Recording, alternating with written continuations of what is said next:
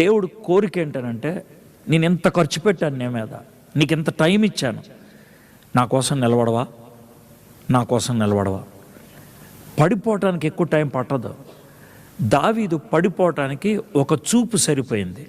ఒక చూపు మేడ మీద తిన్నది అరక్క తిరుగుతుంటే ఒక అమ్మాయి స్నానం చేస్తుంటే కనబడితే జీవితాన్ని పాడు చేసుకున్నాడు.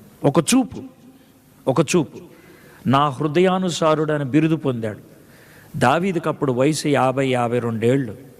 52 ఏళ్ళు పెంచి పోషిస్తే దేవుడు 5 సెకండ్లో పడిపోయాడు. యోసేపు మహా అయితే 20 ఏళ్ల కుర్రోడు, చాలా చిన్నోడు.